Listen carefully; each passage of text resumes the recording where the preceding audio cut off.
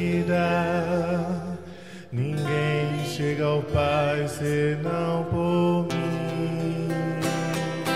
Aleluia, aleluia, aleluia, aleluia, aleluia, aleluia. O Senhor esteja convosco. Ele está no meio de nós. Proclamação do Evangelho de Jesus Cristo segundo Lucas. Glória a vós, Senhor. Naquele tempo, Jesus atravessava cidades e povoados, ensinando e prosseguindo o caminho para Jerusalém. Alguém lhe perguntou: Senhor, é verdade que são poucos os que se salvam? Jesus respondeu: Fazei todo o esforço possível para entrar pela porta estreita, porque eu vos digo que muitos tentarão entrar e não conseguirão. Uma vez que o dono da casa se levantar e fechar a porta, vós do lado de fora começareis a bater, dizendo: Senhor, abre-nos a porta. E ele responderá: Não sei de onde sois. Então começareis a dizer: Nós comemos e bebemos diante de ti, e tu ensinastes em nossas praças. Ele, porém, responderá: Não sei de onde sois. Afastai-vos de mim, todos vós que praticais a injustiça. Ali haverá choro e ranger de dentes, quando virdes Abraão, Isaque e Jacó, junto com todos os profetas, no reino de Deus. E vós, porém, sendo lançados fora. Virão homens do Oriente e do Ocidente, do Norte e do Sul, e tomarão lugar à mesa no reino de Deus. E assim há últimos que serão primeiros, e primeiros que serão últimos. Palavra da salvação. Glória a vós, Senhor.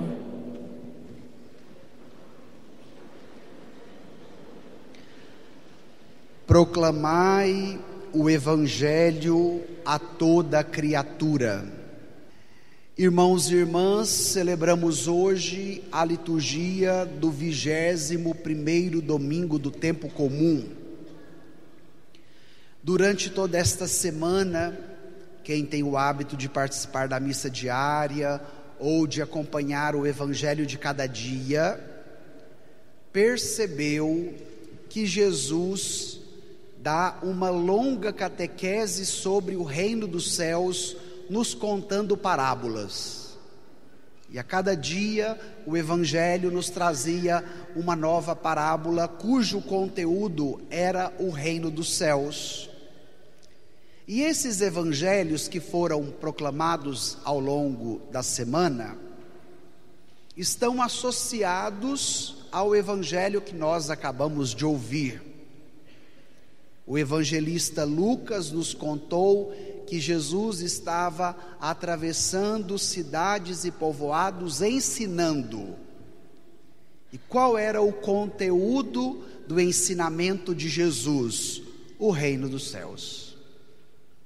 E ele tomou a livre decisão de ir a Jerusalém.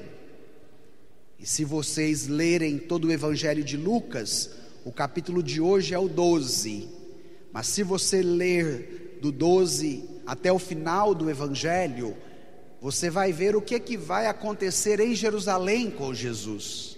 É o lugar por excelência da sua Páscoa, da sua entrega, da sua morte. E como ele ensinava sobre o reino dos céus, alguém lhe perguntou: Senhor, é verdade que são poucos os que se salvam? Esta pergunta precisa ser entendida de acordo com a mentalidade judaica.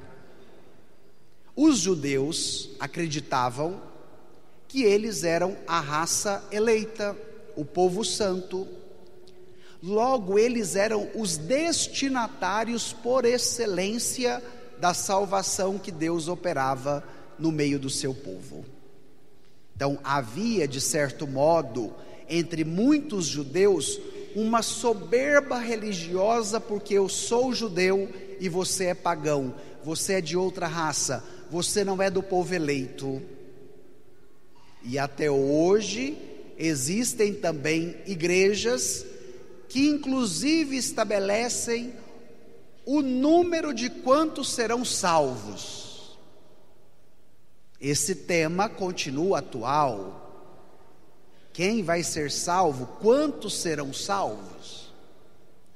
E o tema da salvação muitas vezes é tomado por pregadores, por igrejas, por grupos, por influencers religiosos também nas redes, para bombardear a cabeça de vocês numa dimensão pejorativa da salvação. Que para ser salvo tem que cumprir um código moral rigoroso, que tem que fazer isso, que tem que fazer aquilo, e aí vem as ameaças sobre o inferno e vira aquela confusão toda. E Jesus nos traz o tema da escatologia, o tema da salvação, não com a finalidade de nos passar medo sobre o inferno, mas Jesus traz o tema da salvação final como uma catequese para nos possibilitar o caminho catequético para que nós também cheguemos lá. O conteúdo escatológico, ele precisa ser na dinâmica da esperança e não na dinâmica do medo. E eu gostaria de exortá-los no início desta pregação: não se permita ser conduzido por pregadores que te impõem medo sobre o conteúdo da salvação, mas se permita uma experiência viva e profunda com o Evangelho, com a palavra de Deus, para que ela possa alimentar o seu coração com a esperança. Nós estamos no jubileu da esperança, para que você também se esforce para chegar ao reino dos céus. Então nós vamos fazer esse itinerário de compreensão da palavra, não pela via do medo, mas pela via da esperança. E como o tema era delicado para Jesus, diante desta pergunta, Jesus agora vai responder, nos dando a dica do que precisamos fazer neste itinerário rumo ao reino dos céus. E agora eu preciso que você volte ao seu folheto, no evangelho de hoje, é Lucas 13, vamos tomar os versículos 24 e 25. Vamos ler juntos? Jesus respondeu: fazei todo o esforço possível para entrar pela porta estreita, porque eu vos digo que muitos tentarão entrar e não conseguirão. Uma vez que o dono da casa se levantar e fechar a porta, vós, do lado de fora, começareis a bater, dizendo: Senhor, abre-nos a porta. Ele responderá: não sei de onde sois. Olha que boa notícia, a porta está aberta para você. Repito, a porta do reino dos céus está aberta para você. Quem abre a porta? O Senhor. Mas quem toma a decisão de entrar pela porta? Eu. A minha parte o Senhor não faz. A dele já está feita. Ele veio até nós. Ele armou a sua tenda entre nós. Ele nos abriu o reino dos céus. E nele todos nós podemos chegar ao reino dos céus. A porta está aberta. Qual é a sua decisão? E aí vem a indicação prática. Duas indicações práticas já no início da resposta de Jesus. Primeira indicação prática: é necessário esforço. A salvação, agora vale uma nota de rodapé. A salvação não é mérito pessoal. A salvação é dom gratuito de Deus que nos foi dado. A porta está aberta. Mas para que eu passe pela porta e chegue ao reino dos céus, é necessário também que eu me esforce. E eu sempre gosto de provocá-los. Nós tomamos esse conteúdo também no domingo da Páscoa, quando São Paulo nos diz na segunda leitura: esforçai-vos por buscar as coisas do alto. Vamos trazer esse tema do esforço? A vida hoje, minha gente, ela é exigente para todos nós. Então vocês que são pais e mães, sabe o esforço que um pai e uma mãe precisa fazer para educar os filhos, para manter a casa, para cuidar da família. Você que levanta todo dia cedo, vai para o trabalho, luta a semana inteira, sabe o quanto te é pedido de esforço na sua jornada de trabalho? E assim nós poderíamos citar vários outros exemplos. A vida é dura e precisa da nossa parte esforço para a gente vencer a cada dia. Mas com as coisas de Deus, nós já temos outra mentalidade. Nós queremos um Deus mágico, um Deus onde eu dou o comando e Ele me obedece e realiza o que eu estou mandando, e depois eu ponho a placa: foi Deus que me deu. Para as coisas do cotidiano, nós nos esforçamos muito. O trabalho, a família, os estudos, a faculdade, a meninada. Mas de repente, para as coisas de Deus, nós queremos tudo de maneira rápida e mágica. E hoje Jesus toca nesse tema no Evangelho.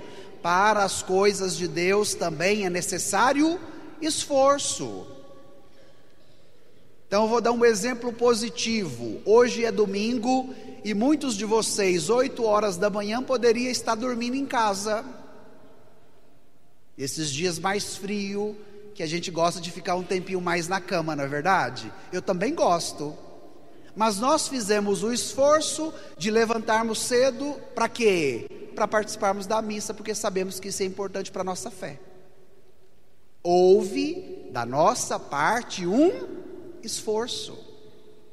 Então não queira uma fé água com açúcar. Não queira uma relação com um Deus mágico que vai resolver tudo como se Ele tivesse uma varinha de condão na hora que você mande. Mas peça a Ele a graça de uma fé enraizada, para que você possa esforçar naquilo que te é necessário, inclusive no seu desejo de entrar pela porta que está aberta para você, para que você também desfrute do reino dos céus. Estamos compreendendo o Evangelho pela via da esperança. Depois, qual é a segunda atitude prática no início da resposta de Jesus? A porta é estreita. E sempre me vem esta imagem da porta estreita. Quando eu meditava o evangelho de hoje, preparando a homilia de vocês, me veio uma imagem bastante interessante que agora eu quero partilhar na pregação.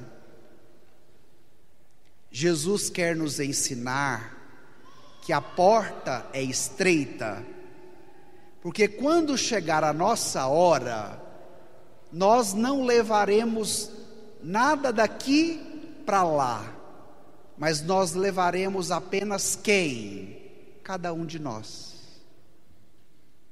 Na porta só passa a pessoa, não passa as tranqueiras da pessoa. E às vezes a gente gasta muito mais tempo e muito mais esforço com as tranqueiras do que conosco. A porta é estreita, sabe por quê? Porque é para passar somente você. Padre, mas se eu levar minha trouxinha, eu dou um jeito de colocar no meio das pernas e vou pulando para tentar. Não vai dar para passar, porque a porta é estreita. Chega lá, você vai embarrancar, como diz os goianos. Não passa. Aqui é uma parábola, é uma metáfora, é um recurso de linguagem para você visualizar. Porque o mais importante no reino dos céus não é o que você tem, mas o mais importante no reino dos céus é o que você é. E às vezes a gente está perdendo esse sentido, achando que eu vou valer, que eu vou ser melhor pelo que eu tenho. E agora eu quero te dar uma boa notícia: você será melhor não pelo que você tem, mas você será melhor pelo que você é. Porque na hora do juízo final, na hora da nossa travessia, na hora da nossa Páscoa, só passaremos nós,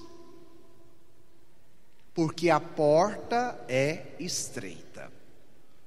Agora vem um terceiro detalhe da parábola, que é um tanto quanto delicado. A porta está aberta, mas vai chegar uma hora. O que acontecerá com a porta diante do que nós lemos no texto? A porta será fechada. Aí é que a porca torce o rabo. Por enquanto a porta está aberta, mas vai chegar uma hora que ela vai estar fechada. E aí, se eu chego e a porta está fechada, qual vai ser a minha atitude? Bater, gritar, espernear. Ah, Senhor, sou eu era lá do Canedo, Senhor, o Senhor lembra que eu participava lá da Paróquia Nossa Senhora Auxiliadora, eu ia na missa todo domingo, eu rezava o terço, eu nunca matei, eu nunca roubei.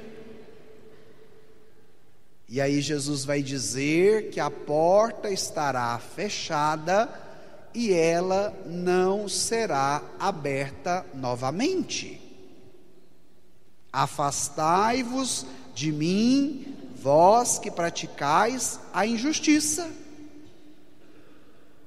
E qual é a consequência que eu posso desfrutar da minha não adesão em passar pela porta que está aberta? O julgamento final.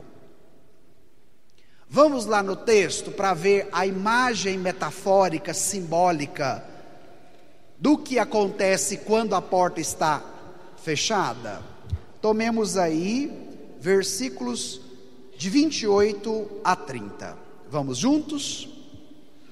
Ali haverá choro e ranger de dentes, quando virdes Abraão, Isaque e Jacó, junto com todos os profetas, no reino de Deus, e vós, porém, sendo lançados fora. Virão homens do Oriente e do Ocidente, do Norte e do Sul, e tomarão lugar à mesa do reino de Deus. E assim há últimos que serão primeiros, e primeiros que serão últimos. Gente, esta catequese foi muito pesada para os judeus, porque eles se consideravam os primeiros, mas eles não acolheram Jesus, e não acolhendo Jesus, vão se tornar agora os últimos. Os pagãos que eles discriminavam, porque não pertenciam à raça eleita, porque não era do povo de Israel, foram os primeiros a acolher Jesus, e aqueles que Israel considerava como os últimos, em Jesus se tornou os primeiros. Enquanto os judeus diziam que eles apenas eram os destinatários da salvação, Jesus vai dizer: não. Na hora da salvação virão homens, mulheres, crianças, jovens, adultos, do Oriente, do Ocidente, do Norte, do Sul. E por que Jesus está dizendo isso? Porque toda pessoa humana, independentemente da sua raça, da sua língua, da sua nação, é destinatária por excelência da salvação em Cristo Jesus. E nós muitas vezes temos também a soberba religiosa dos judeus, porque se não participa da missa do meu jeito, se não comunga do meu jeito, se não veste do meu jeito, se não participa do grupo do meu jeito, vai ser condenado, não vai ser salvo. Quantos possuem esta soberba religiosa? E Jesus está dizendo: a salvação é para todos, independentemente de onde é, de que raça é, de que língua que fala. Mas eu preciso também estar preparado para colher os frutos da minha escolha. Existem duas possibilidades na minha frente. A primeira possibilidade é que a porta está aberta, que eu sou destinatário da salvação, que esta porta é Jesus, e eu só posso chegar ao reino dos céus se eu passo por ele. Jesus é a porta das ovelhas, vai nos dizer o Evangelho de João. Mas existe também da minha parte a opção de não querer esse caminho. E nós estamos vendo que cada vez mais cresce no nosso tempo presente aquilo que nós chamamos de secularização. As pessoas dizerem: não é necessário ter fé, ter igreja, participar de algum credo. A vida segue normalmente sem religião, sem fé. E isso tem crescido cada vez mais. Não precisa a gente ir longe, é só a gente olhar dentro de casa, não é? Os nossos parentes, e a gente já pode fazer o diagnóstico. Então, nós podemos recusar o dom da salvação, que é Cristo na nossa vida, que é a porta que nos dá acesso ao Pai e que está aberta para nós. Podemos recusar. Aí vem a consequência: o lugar onde haverá choro e ranger de dentes. Mas agora vale também uma ponderação. Jesus nos aponta que existe uma realidade de condenação, mas o objetivo dele é a salvação. Santo Agostinho dizia: o Deus que te criou sem ti, não te salvará sem ti. Ou seja, o Deus que me criou sem precisar da minha ação, da minha adesão, não poderá me salvar se eu não fizer uma escolha por Ele. O Deus que te criou sem ti, não te salvará sem ti. E é esse o convite para nós, para que nós, como destinatários da salvação, tendo à nossa frente a porta que está aberta, e esta porta é Cristo, queiramos passar por ela para alcançar o reino dos céus. E agora, eu quero ir ao último ponto da nossa meditação. Porque diante desta provocação, vem a pergunta: Padre, então o que é que eu preciso fazer? De maneira concreta, o que precisa acontecer na minha vida para que eu aceite o convite de Jesus, para que eu passe por esta porta que está aberta, para que eu anseie e deseje o reino dos céus que já está acontecendo aqui no nosso meio, mas que terá a sua plenitude na vida eterna? O que eu preciso fazer? E aí eu encerro com vocês nesse último ponto, com a segunda leitura que nós acabamos de ouvir da carta aos Hebreus. A segunda leitura de hoje é belíssima. Na primeira parte, o autor sagrado vai nos exortar diante da educação que o Senhor precisa nos dar. E inclusive pontua que não é fácil ser corrigido. A gente sofre quando a gente tem que passar por alguma correção. E muitos têm dificuldades, inclusive, de ser corrigidos, porque acha que não erra. E aí a segunda leitura vai nos dizer que nós precisamos ser corrigidos pelo Senhor.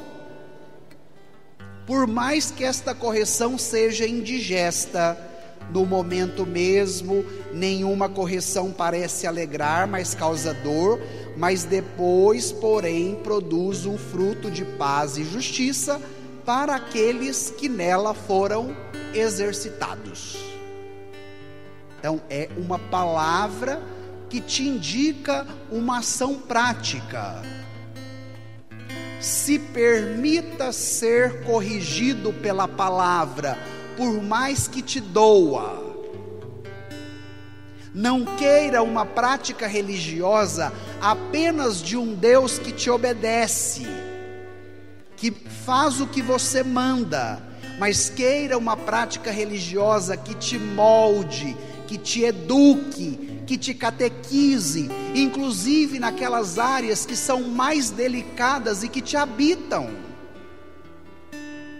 E agora, nós vamos aos 2 últimos versículos da segunda leitura, versículos 12 e 13.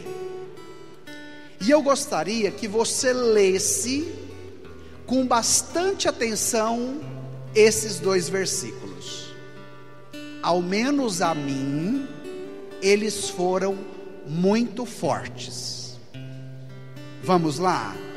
Tome a segunda leitura, no final do texto, versículos 12 e 13. Nós vamos ler bem forte, tomando posse do que hoje a palavra quer nos educar, quer nos ensinar. Vamos juntos?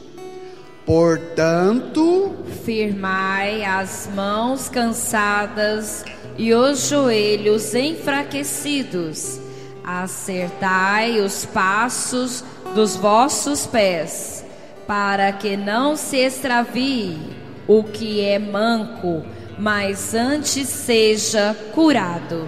Que não se extravie o que é manco, mas seja curado. Nós temos o hábito de nos legitimar na nossa fraqueza. Padre, eu até queria aceitar seu convite de ajudar na igreja, mas eu tenho muita vergonha. Eu não sei falar direito. Eu sou muito tímido. Vocês já perceberam que nós temos sempre o hábito de exaltar as nossas fragilidades? E além disso, corremos o risco também de nos legitimar na nossa fraqueza. E agora a palavra de Deus quer te corrigir, quer te educar, quer te catequizar. E eu pontuei aqui 3 ações práticas para a sua semana, que está aí na leitura. Primeira atitude prática: firmar as mãos cansadas. Forte, hein? Como é que tá as suas mãos depois de uma semana de trabalho, de luta? Como é que está o seu anseio pelo reino dos céus?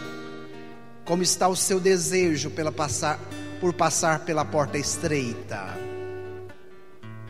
Segunda atitude prática: firmar os joelhos enfraquecidos. Há quanto tempo você não se ajoelha para rezar? Porque quando o joelho enfraquece, significa que a fé também enfraqueceu. Porque o se ajoelhar é esta disponibilidade de se abrir à ação de Deus.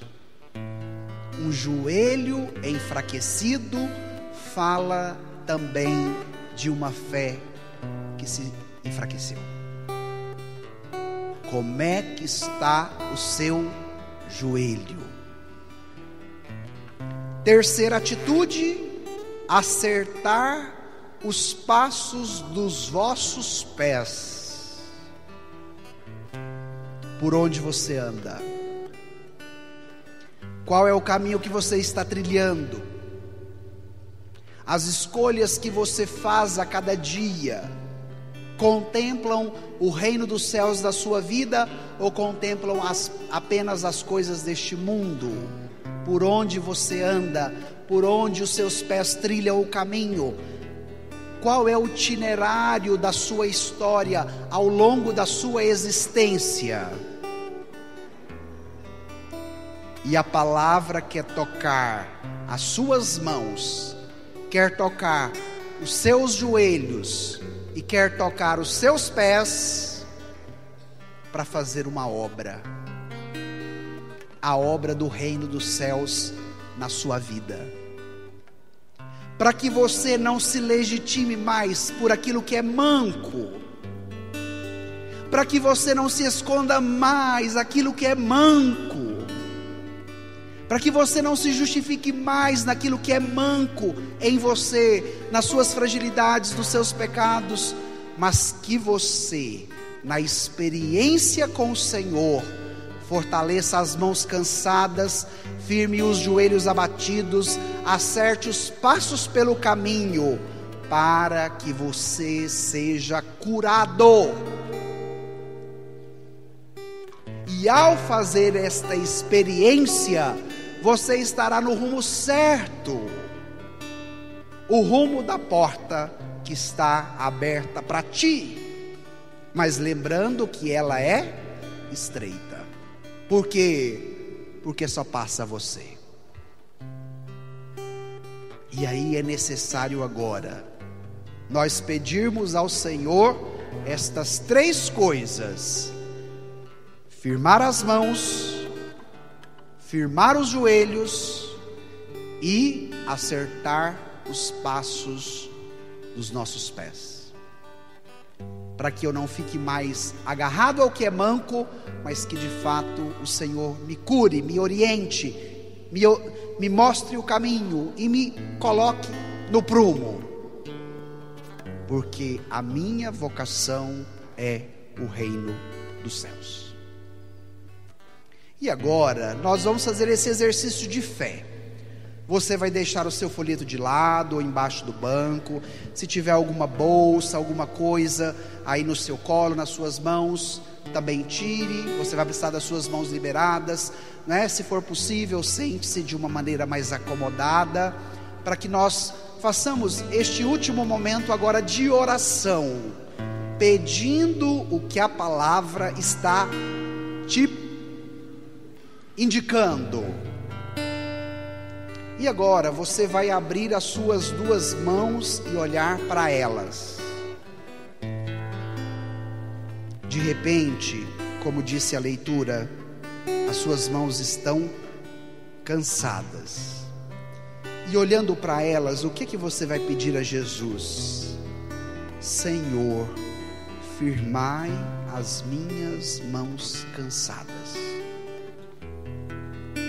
Eu quero te entregar todo o meu cansaço, do meu trabalho, da minha correria, das minhas atividades, daquilo que me enfraquece, porque eu quero sair desta missa com as minhas mãos firmes e não mais só com as minhas mãos cansadas.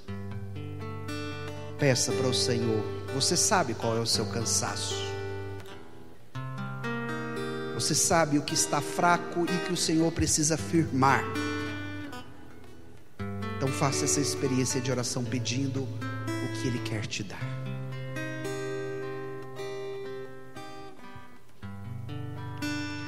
Agora você vai colocar as suas mãos sobre os seus joelhos. Consegue alcançar? Os joelhos enfraquecidos também precisam ser firmados. Há quanto tempo você não se ajoelha para rezar? Os seus joelhos dobrados dizem respeito à sua atitude de se colocar diante do Senhor. Então agora toque no seu joelho e peça: Senhor, firme o meu joelho enfraquecido. Dai-me a graça de me prostrar a cada dia na Tua presença, porque é prostrado diante de Ti que eu receberei a força necessária para a minha luta diária. Peça para Jesus fortalecer os seus joelhos enfraquecidos.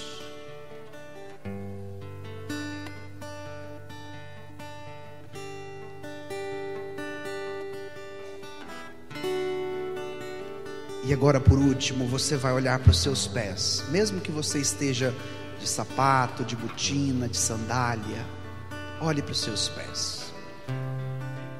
É necessário acertar os passos dos vossos pés. Olhando para os seus pés, reflita por onde você tem andado. Qual caminho você escolheu para traçar a sua história? O reino dos céus faz parte da sua caminhada? Peça ao Senhor: acerte os meus passos, Senhor, diante dos meus erros, das minhas buscas, dos meus anseios mais profundos, Jesus, para que não se extravie o que é manco, mas antes seja curado. Peça esta graça da cura que hoje o Senhor quer te oferecer. Eu abro as portas do meu coração, te dou livre acesso, Senhor. Eu abro as portas do meu coração, te dou livre acesso.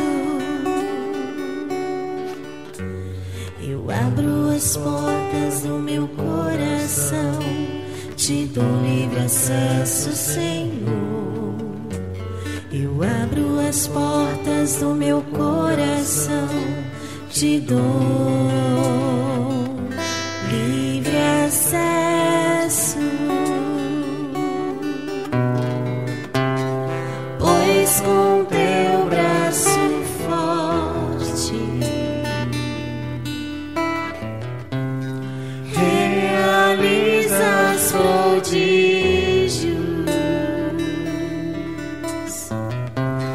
Pois com teu braço forte, Senhor,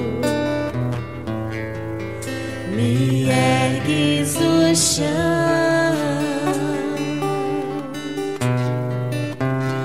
Pois com teu braço forte realizas prodígios. Pois pois com teu braço forte